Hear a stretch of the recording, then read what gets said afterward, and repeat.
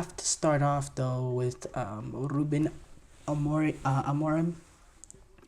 Uh, More and more possibility, that he is becoming the United manager as time goes on. Uh, it's clear that is Man United's leading candidate, and they don't even want to give this interim manager thing a possibility like they did with Ole Gunnar Solskjaer. They don't even want that to be an option. You know, it's clear they want a permanent manager. They want the permanent manager in as quickly as possible.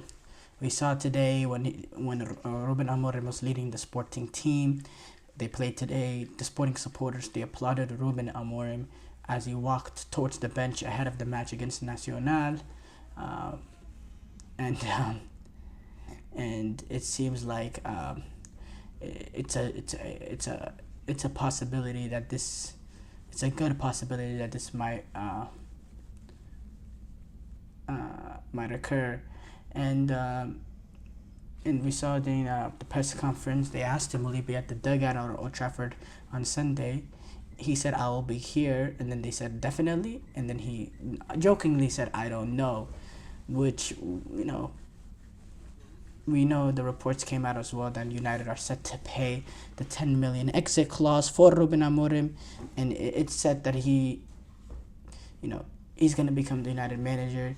Sporting have also confirmed that they've received that formal communication from Manchester United so that Amorim can be the manager of United. Amorim, he has said yes to Manchester United as well. It seems more and more likely that it's it's happening. Uh, and, well, there's there's many ways you can analyze this. First of all, his Sporting Lisbon team um, has had some really good success in League Portugal. When you look at the fact that they have to go up against Porto and Benfica, that have the fierce competition in the Portuguese league, of the resources that they've had, and he's been able to compete there. They're currently sitting right now first place. Actually, They're 9 of 9 in the league, in the Portugal league. You look at what they've done in the Champions League; they've been pretty solid as well, with 2 wins and a draw, 7 points from 3 games, and he's leaving a Sporting team that has had a really, really good start, or he's potentially leaving a Sporting team that's had a really, really good start for this deep project. For this deep project that is Manchester United, and to call it a project, to call Manchester United at this current stage a project is the understatement of the year. It's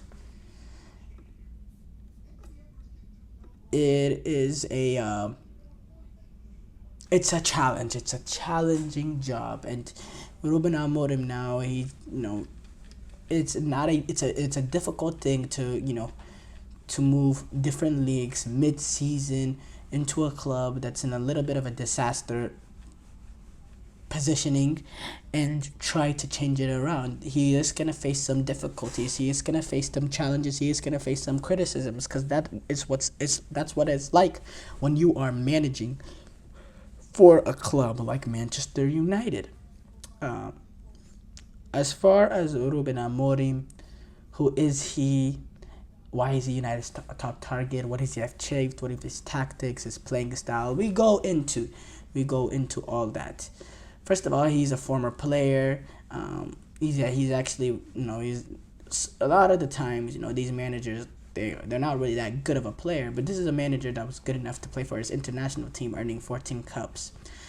He was a central midfielder in his days. He became the manager of Sporting in 2020, and since then he's won multiple trophies.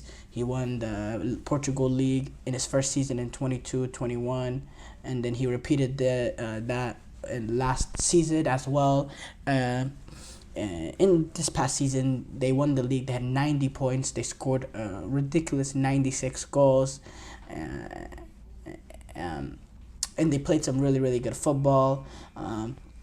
He's also won the Portuguese League Cup 3 times. He did actually one of them with Braga. The other two was Sporting. Um,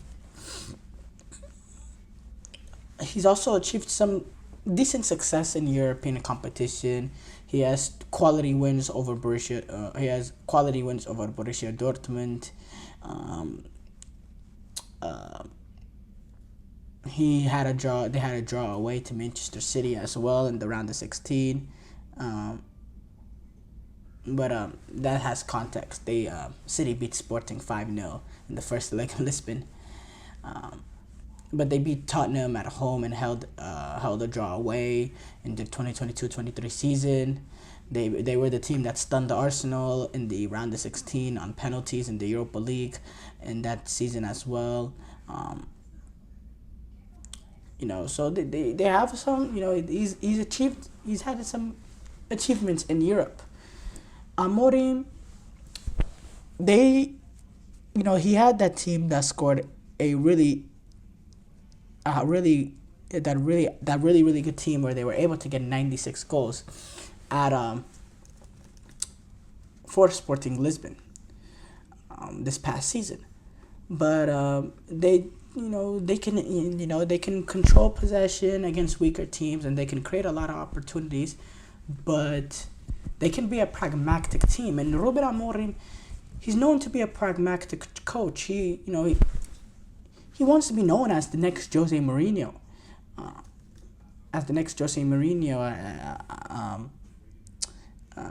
He explained why he's not the new Jose Mourinho, but he wants to be like Jose Mourinho, like the idol. That's how the media sees it in Portugal. And he happens to be a more pragmatic coach. He has his preferred formation, which is the traditional back three that turns into a back five, the 3-4-3, heavy reliance on the wing backs with the 3 center halves and the double pivot in midfield, and then the normal front three. The fullbacks a little bit more attack minded as they are wing backs, and you want to rely on them for more widths in the attack.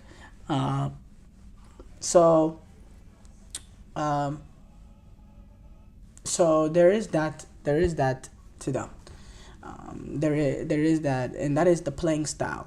And they can be defensive at certain times. They can still be devastatingly dangerous on the counter. They can create a lot of opportunities. We've seen Sporting do that. As I said again, they scored 96 goals in a season for a reason.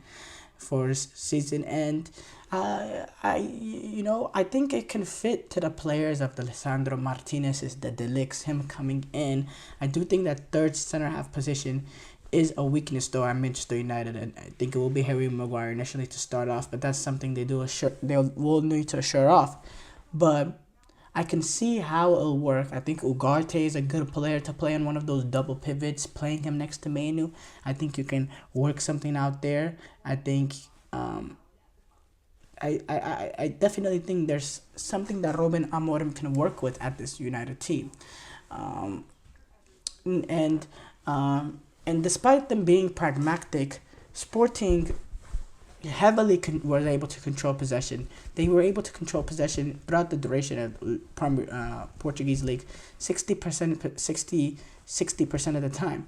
Now it's a little bit different. They have the third most expensive squad in the Portugal league, so they have the quality. With United, they have a squad, yes, but they don't have the third best talented team in the Premier League. And they'll be playing also, not this season, but potentially later on in Ruben Amorim tenure. They will play Champions League games in which they'll be going up against opposition with better teams. And I believe with Ruben Amorim, Manchester United could be comfortable not being able to control possession. Now the thing is, how do Manchester United fans take in this approach? Now, the fact that there's approach is an important thing the first time. There's a philosophy, there's an understanding of how he wants to play, how he wants to go about it. There's a set formation and a foundation that we never really had that from Ten Yong. We did not know how he was going to line up game in, game out, the formation, the choice of players, any of that, the style of play.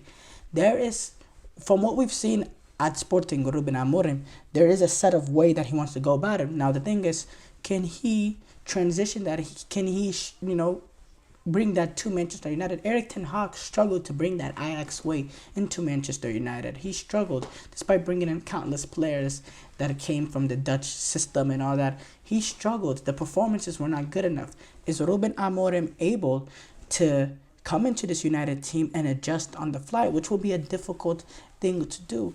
Now, is he a good fit for Manchester United? Yes, because I feel like they need a man. Getting a pragmatic manager will do the deal. They went for the attack-minded approach with Erik ten Hag, which we thought that's what we were going to get with him at Ajax. He comes into this United team, and we don't see that attack-minded style of play. In fact, there's a lot of games that they're more pragmatic and they're hard to watch.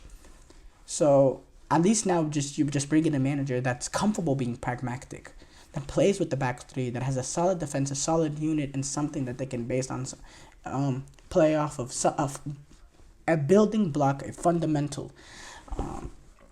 So is he a good fit for Manchester United? I would say yes, but look, there's deep-rooted issues with Manchester United that goes back all the way to Sir Alex Ferguson leaving.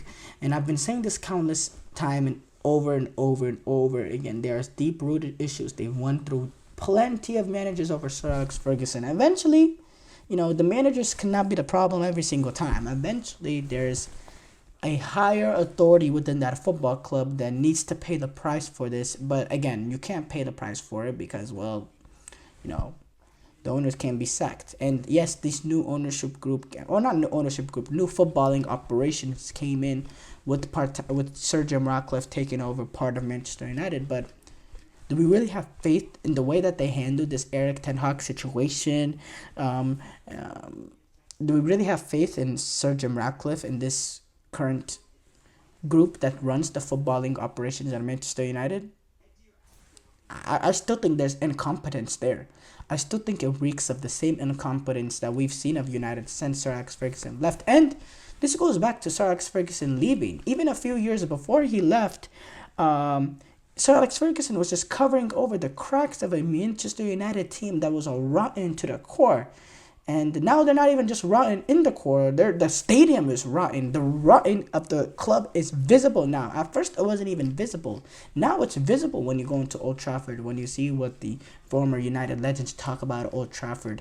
How it used to be a fortress, how it used to be the best in class. Now the stadium is literally rotting. And it's a good description of the club. But you can go on and on and on for hours about the issues with Manchester United.